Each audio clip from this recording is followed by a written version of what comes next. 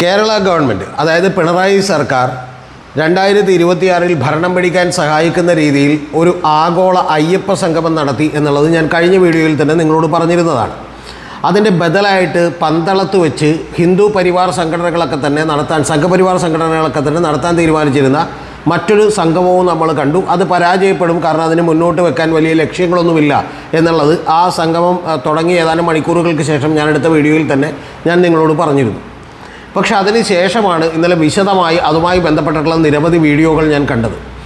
ആ 15 മണിക്കൂറോളം വരുന്ന ഒരു വലിയ സെഷൻ്റെ തന്നെ വീഡിയോ ഏതാണ്ട് ന്യൂസ് 18 ഇന്നലെ പുറത്തേക്ക് വിട്ടിരുന്നു. അതിൽ നിന്ന് ഞാൻ ഏതാണ്ട് മിക്കവാറും എല്ലാ പ്രസംഗങ്ങളും തന്നെ വളരെ വേഗത്തിൽ ഒരു ഓഡിയോ ട്രാക്കിൻ്റെ 2 സ്പീഡിലിട്ടാണ് കേട്ടത്.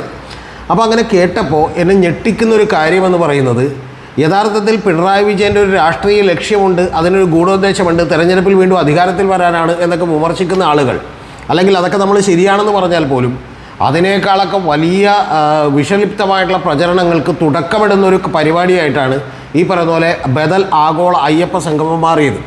അതിൻ്റെ പ്രധാനപ്പെട്ട കാര്യമെന്ന് പറയുന്നത്, അതിൽ ചില സന്യാസി വര്യന്മാരൊക്കെ വന്ന് സംസാരിച്ചു. ഞാനിപ്പോൾ എല്ലാവരുടെയും പേരുകളൊന്നും ഇവിടെ പറയുന്നില്ല. അതിലൊരാൾ ചോദിക്കുന്ന ഈ പറയുന്ന പോലെ അബദ്ധങ്ങളും മണ്ടത്തരങ്ങളും മുതൽ തുടങ്ങി അങ്ങേയറ്റം ഈ പറയുന്ന പോലെ അപമാനകരമായിട്ടുള്ള ചില പ്രസ്താവനകളിലേക്ക് വരെ ഈ പറയുന്ന പോലെ ബദൽ ആഗോള അയ്യപ്പ സംഗമം നീണ്ടു.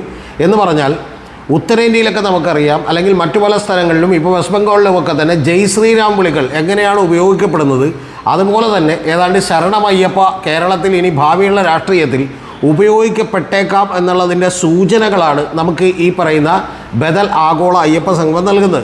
അതിലൊരു സന്യാസി വര്യനാണ് എന്ന് പറഞ്ഞ് വളരെ പ്രായമുള്ള ഒരാൾ വന്ന് പ്രസംഗിക്കുന്നത്, നമ്മൾ ഈ പറഞ്ഞ അയ്യപ്പനിൽ വിശ്വാസം പോലും ഉണ്ടാവേണ്ട ആവശ്യമില്ല, കാരണം വിശ്വാസം എന്ന് പറയുന്നത് പോലും തെറ്റാണ്, കാരണം അയ്യപ്പൻ നിലവിലുള്ളതാണ്, അപ്പോൾ അതുകൊണ്ടാണ് നമ്മളതിനെ വിശ്വസിക്കേണ്ടത്. അതിന് അദ്ദേഹം ചില ഉദാഹരണങ്ങൾ പറയുന്നത്, ഇപ്പോൾ പകലാണോ രാത്രിയാണോ എന്ന് ചോദിച്ചാൽ ഇപ്പോൾ പകലാണ്, ആ പകലാണെന്നല്ലേ നിങ്ങൾ വിശ്വസിക്കുന്നത്, പക്ഷേ അത് വിശ്വസിക്കേണ്ട ആവശ്യമില്ല, കാരണം പകലാണെന്നാണ്. പക്ഷേ ആ സന്യാസിക്ക് അറിയാൻ പാടില്ലാത്തത് പകലാണെന്ന് നമ്മളൊക്കെ വിശ്വസിക്കുന്നതുകൊണ്ടാണ് അത് പകലാണെന്ന് നമുക്ക് പറയാൻ കഴിയുന്നത്. അല്ലാതെ നമുക്കത് രാത്രിയാണെന്ന് വിശ്വസിച്ചുകൊണ്ട് പകലാണെന്ന് എന്ത് ചെയ്യാൻ കഴിയില്ല, പറയാൻ കഴിയില്ല.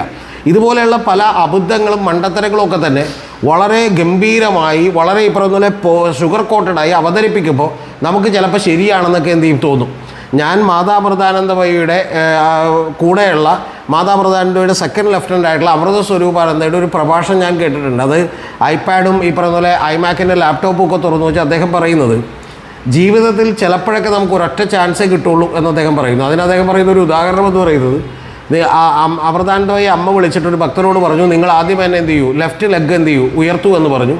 ലെഫ്റ്റ് ലെഗ് ഉയർത്തി കഴിഞ്ഞുകൊണ്ട് പറഞ്ഞു, നിങ്ങൾ റൈറ്റ് ലെഗ് ഉയർത്തൂ എന്ന് പറഞ്ഞു. അപ്പോൾ ഉയർത്താൻ പറ്റിയില്ല, കാരണം ലെഫ്റ്റ് ലെഗ് ഉയർത്തിപ്പോയെങ്കിൽ പിന്നെ റൈറ്റ് ലെഗ് ഉയർത്താൻ പറ്റില്ല, അപ്പോൾ നിങ്ങൾക്ക് ഒരൊറ്റ ചാൻസേ ഉള്ളൂതാണ്.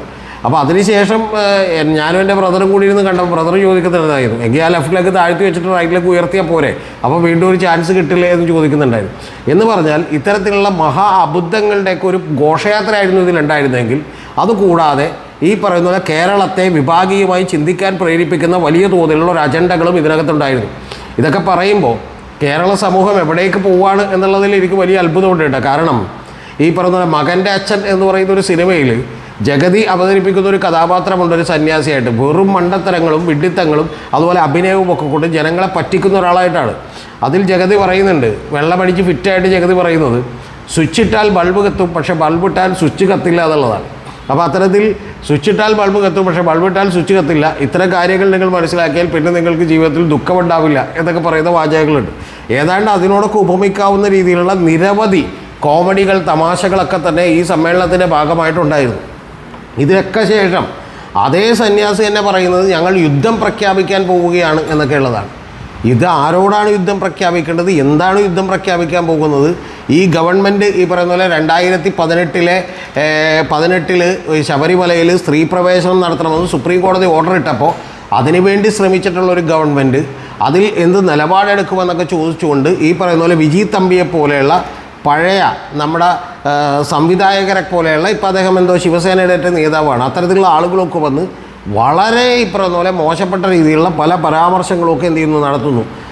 ആത്മീയത എന്ന് പറയുന്നത് ഈ പറയുന്ന പോലെ മതത്തിനും അപ്പുറത്തുള്ള മതാതീതമായിട്ടുള്ള ഒരു ആത്മീയത ഉയർത്തിപ്പിടിക്കണമെന്നാണ് പിണറായി വിജയൻ പറഞ്ഞതെങ്കിൽ അങ്ങനെ മതാതീതമായിട്ടുള്ള ഉയർത്തിപ്പിടിക്കാൻ പറ്റില്ല. ശബരിമല എന്ന് പറയുന്നത് മതാധിഷ്ഠിതമാണ്, അത് ഹിന്ദു ക്ഷേത്രമാണ്, അതുകൊണ്ട് അതിനൊക്കെ ഞങ്ങൾ എതിരാണ് എന്ന് പറഞ്ഞ് ആക്രോശിക്കുന്ന രംഗങ്ങളൊക്കെ തന്നെ കണ്ടു. ഇതൊക്കെ കണ്ട് നമ്മൾ ദൈവം ഇതൊക്കെ എവിടേക്കാണ് പോകുന്നത് എന്ന് പറഞ്ഞ് ആലോചിച്ചുകൊണ്ടിരിക്കുമ്പോഴാണ് നേരെ അടുത്തത് ഇതിൻ്റെ ഉദ്ഘാടനം തീരുമാനിച്ചിരുന്നത് നമുക്കറിയാമല്ലോ. ഇതിൻ്റെ ഒപ്പം തേജസ്വി സൂര്യ ഉണ്ടായിരുന്നു, കർണാടകത്തിലെ BJPയുടെ നേതാവ്. അതുപോലെ തന്നെ ശ്രീലങ്കയിലെ മുൻ മിനിസ്റ്ററായിട്ടുള്ള ഒരാളുണ്ടായിരുന്നു.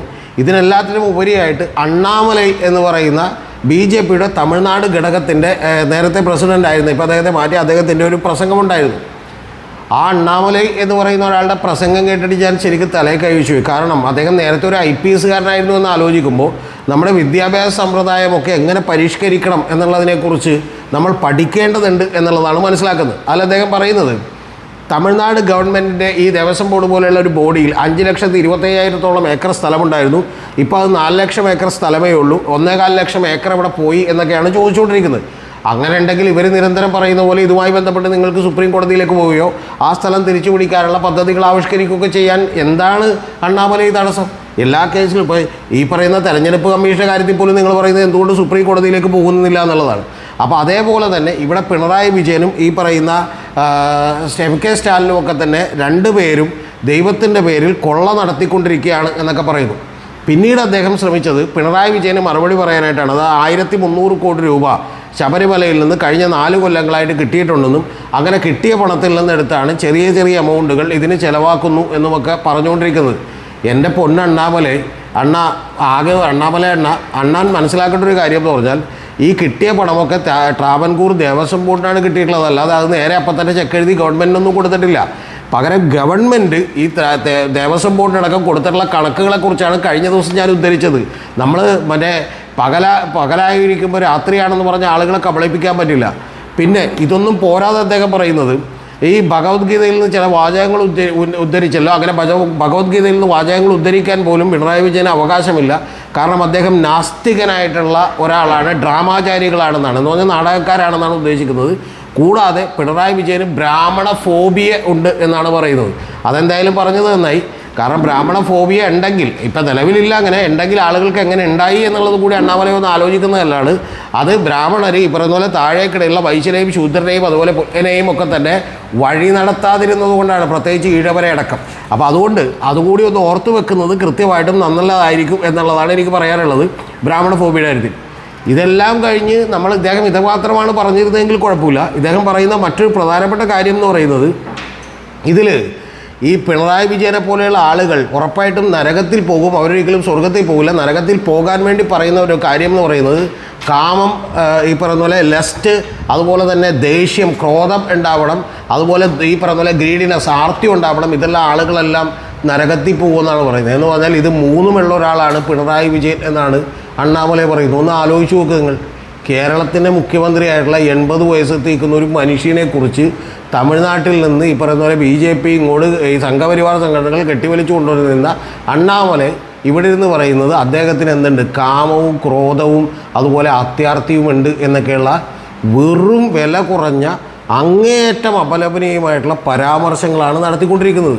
ഇനി ഇതെല്ലാം കൂടാതെ പന്തളം രാജകൊട്ടാരത്തിൽ നിന്നുള്ള ഒരാൾ വന്നിരുന്നിട്ട് അദ്ദേഹം പറയുന്നത് ഈ പറയുന്ന അവിടെ ഏറ്റവും ആദ്യമേ തന്നെ 2 ബലിദാനികളെ സ്മരിച്ചുകൊണ്ടാണ് തുടങ്ങുന്നത് എന്ന് പറഞ്ഞിട്ടുണ്ടെങ്കിൽ ഒന്ന് ചന്ദ്രൻ ഉണ്ണിത്താനെന്നും ഒന്ന് ശിവദാസൻ ആചാര്യ എന്ന് പറഞ്ഞ 2 പേർ ശബരിമലയിലെ പ്രക്ഷോഭ കാലഘട്ടങ്ങളിൽ മരണപ്പെട്ടുവെന്നും ആ മരണപ്പെട്ടിട്ടുള്ള ബലിദാനികൾ തീർച്ചയായിട്ടും അവരിൽ നിന്ന് വീണ്ടും ഈ പറയുന്ന പോലെ വലിയ തോതിലുള്ള രക്തസാക്ഷികൾ ഉയർത്തെഴുന്നേൽക്കും എന്നൊക്കെയുള്ള രീതിയിലുള്ള, അല്ലെങ്കിൽ അവരിൽ നിന്ന് വലിയ പോരാട്ടം ഘടിപ്പിക്കും എന്നുള്ള രീതിയിലുള്ള പ്രസ്താവനകളാണ് നടത്തിക്കൊണ്ടിരിക്കുന്നത്. യഥാർത്ഥത്തിൽ കൃത്യമായി ഞാൻ നിങ്ങളോട് പറഞ്ഞാൽ നമ്മളിവിടെ ഉള്ള ഷിഹാബ് പൂക്കോട്ടൂർ എന്ന് പറയുന്ന ഒരു മഹാനുണ്ട്. ആ മഹാൻ യഥാർത്ഥത്തിൽ ഇവിടെ നിന്ന് ഈ പറയുന്ന പോലെ SDPIയുടെയും അതുപോലെ PFIയുടെയും ഈ പറയുന്ന പല തീവ്ര സംഘടനകളുടെയൊക്കെ നേതാവാണ്. അദ്ദേഹം യഥാർത്ഥത്തിൽ നിന്ന് പ്രസംഗിച്ച ഒരു കാര്യം നിങ്ങൾക്ക് ഓർമ്മയുണ്ടാകും. ഷിഹാബ് പൂക്കോട്ടൂർ എന്ന് പറയുന്നത് അദ്ദേഹം പ്രസംഗിച്ചത് മറ്റേ ഹമാസിന് അതുപോലെ തന്നെ ഗസയിലൊക്കെ തന്നെ കൊല്ലപ്പെടുന്ന കുട്ടികൾ അല്ലെങ്കിൽ അവരൊക്കെ തന്നെ ഇൻവെസ്റ്റ്മെൻറ്റ് ചെയ്യുന്നവരാണ്. എന്തിനു വേണ്ടിയിട്ട്? ഭാവിയിൽ ഈ പറയുന്ന പോലെ ഇസ്ലാം മതരാഷ്ട്രം സ്ഥാപിക്കാൻ എന്നുള്ളതാണ് പറഞ്ഞേക്കുന്നത്.